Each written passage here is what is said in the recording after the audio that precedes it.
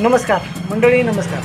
तर शासनाने बरं का बऱ्याच दिवसानंतर का होईना पण मध्ये एक निर्णय घेतला की बाबा ह्यांची कर्जमाफी करायची आहे. तर कर्जमाफी करायची म्हणल्यानंतर मग आता बँकाकडून काय झालं माहिती आहे का, बँकाकडून बरेचशा काय कागदपत्राची मागणी व्हायला लागली. आता सोसायटी असतील, काय शासकीय बँका असतील की बाकीचं सर्व काय असतील, ज्या बँकेतनं आपण कर्ज वगैरे घेतले तर त्या ठिकाणून आपल्याला आता कागदपत्राची मागणी होऊ लागली. तर त्यासाठी आपल्याला काय करायचं आहे, तुमचं आधार कार्ड असेल, तुमचं पॅन कार्ड असेल, तुमचं जो तुम्ही ज्या काय उतारावर कर्ज काढलं आहे तो उतारा अवेलेबल पाहिजे.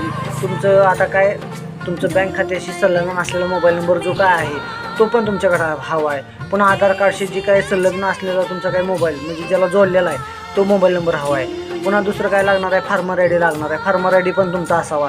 बँक कुठलं कधी काय मागेल त्यासाठी तुमच्याकडे कागदपत्र सगळे अवेलेबल करून ठेवा, जेणेकरून तुम्ही लाभापासून वंचित राहणार नाही. ही शेतकऱ्यांसाठी अतिशय महत्त्वाची बाब आहे. तर हे कागदपत्र तुम्ही आवश्यक गोळा करून ठेवा, तुमच्या जरुरीची आहे ती. तर काय म्हणताय मग, शेतकऱ्यांनी सहकार्याच्या भूमिकेतून जास्तीत जास्त लोकांपर्यंत हा व्हिडिओ शेअर करा, जेणेकरून प्रत्येक शेतकऱ्याची कर्जमाफीसाठी लागणारे जी काही कागदपत्र आहेत त्याची पळापळी व्हायची नाही. त्यासाठी अगोदरच तुम्ही तयारी करून ठेवा, जेणेकरून तुमची आयत्या टायमिंगला तुमची पळापळ होणार नाही. बरोबर.